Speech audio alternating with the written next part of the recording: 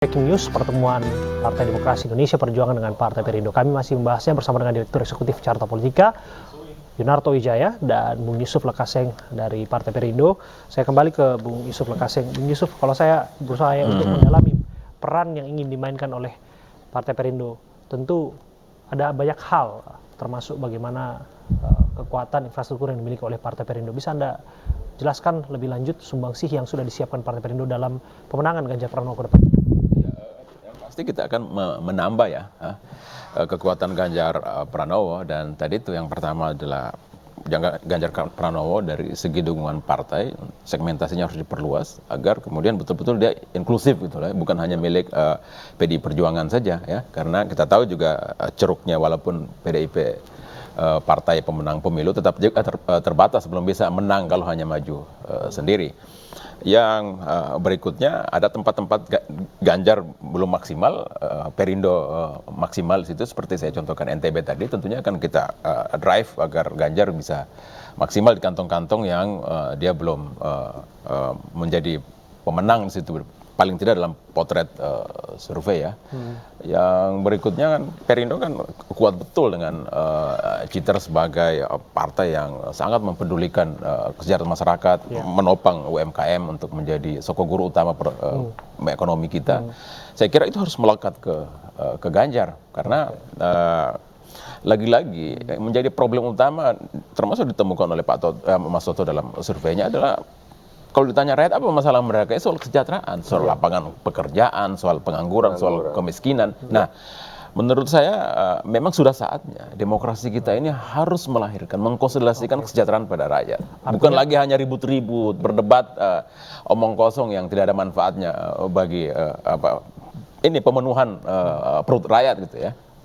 Kita nggak perlu pertanyakan lagi ya komitmen dari Perindo untuk memastikan sektor informal UMKM dengan gerobaknya itu. Jangan-jangan kalau kita lihat gaya Pak Ganjar yang kerap kali kasih kuis di media sosial, saya ikuti ya. Kemudian dia kasih hadiah semacam sepeda, laptop, handphone. Barangkali ada satu pilihan tambahan gerobak Perindo.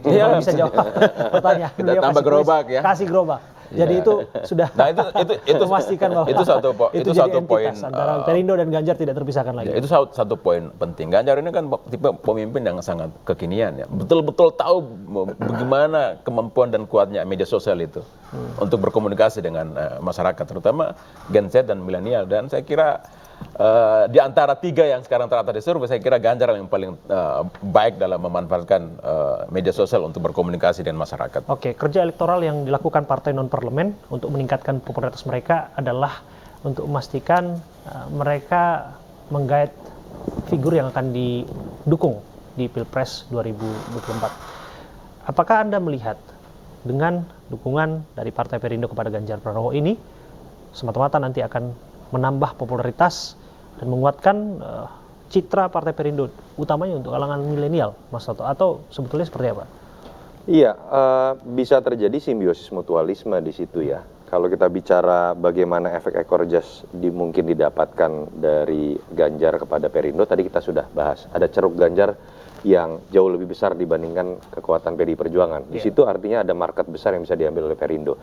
Tapi di sisi lain juga Ganjar bisa manfaatkan jejaring politik yang dimiliki oleh Perindo dengan warna yang berbeda, tidak sekedar merah tadi. Karena kalau kita bicara kekuatan politik real dari Perindo, tidak bisa kita menggunakan basis data hasil pemilu 2019 di bawah 2% yang menyatakan dia tidak lolos di parlemen.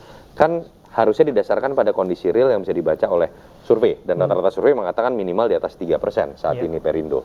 Bahkan potensi peluang untuk lolos di parlemen ya. Artinya kan di situ juga bisa ada simbiosis mutualisme, apalagi kalau berbicara mengenai variabel komplementer di daerah-daerah lain yang misalnya PDI Perjuangan tidak kuat, Mas Ganjar tidak kuat.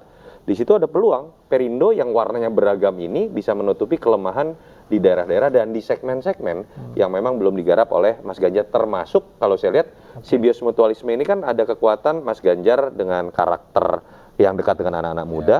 Perindo juga saya lihat calegnya banyak sekali anak-anak muda atau tokoh-tokoh yang populer ya. Entah itu populernya kontroversial atau tidak seperti Mas Aldi Taher, tapi panggungnya kemudian menjadi lebih berwarna untuk bisa dimanfaatkan keduanya. Secara panggung setidaknya dia berupaya untuk mengimitasi panggung Coldplay yang akan kemudian tampil dan pentas Apapun di tanah itu, air. Aldi Tahir itu punya diferensiasi menurut Tentu saya. Itu Chris Martin. Bicara soal diferensiasi ini, Mas Toto, ini nampaknya nggak diferensiasi, nampaknya ada justru irisan atau persamaan karena ada kepala daerah juga yang hadir dari PDI Perjuangan nih, Gubernur Sulawesi Utara ya, Iya, Pak Oli Dodo Kambe sebagai bendahara ya, bendahara. bendahara PDI Perjuangan. Hadir, ini iya. juga. Full tim PDIP ini menerima Perindo kali ini. Iya. Ini kerjasama yang setara nih ya. Artinya nanti kita lihat nih, sebenarnya pertemuan sebelum kan ada PAN, tapi PAN tidak menghasilkan apa-apa gitu ya. Tapi kita coba lihat apakah Perindo selangkah lebih maju, kalah startnya tapi endingnya lebih cepat gitu. Nah, Ya, saya kira politik juga soal momentum ya. Kita harus memanfaatkan momentum karena momentum tidak datang berkali-kali gitu ya. Nah, ini luar biasa politik ada soal momentum, tapi soal momentum itu apakah kemudian bisa dioptimalkan dengan menambah peran dari Partai Perindo untuk membawa percakapan mengenai siapa duet Ganjar Pranowo ke depannya dalam kontestasi Pilpres, bakal calon wakil presiden yang bersama-sama dengan Ganjar Pranowo untuk mendaftar di KPU ke depan. Ada berbagai nama yang diusung termasuk di internal Perindo sendiri ya. Saya nggak tahu apakah kemudian ini bisa ditegaskan bahwa sungguhnya ada nama yang sudah disodorkan. Kalau kita lihat pertemuan ketika pidato yang disampaikan oleh Pak Ganjar di MNC Forum, Pak Hari bertanya tiga bakal calon wakil presidennya Ganjar Pranowo. Apakah kemudian Pak Hari juga punya saudara nama? Ya, saya kira satu figur yang juga dipertimbangkan yang dimiliki oleh Partai Perindo ya, Tuan Guru Bajang menjadi salah satu yang kita sodorkan untuk dipertimbangkan oleh koalisi Ganjar untuk jadi pasangan calon wakil presidennya Pak Ganjar ya. Tapi dalam klausul yang akan ditandatangani hari ini, terus terang kita sampaikan bahwa Perindo minta untuk harus diajak dalam penentuan memutuskan siapa calon presiden Ganjar Pranowo mendampingi untuk Pilpres 2024. Apa mungkin itu dilakukan? Apa peran itu juga akan menjadi percakapan yang menjadi bagian dari kongsi politik yang dibangun? Realita politiknya setiap terbentuknya koalisi pasti harus memberikan saham masing-masing dalam penentuan keputusan yang sifatnya strategis ya.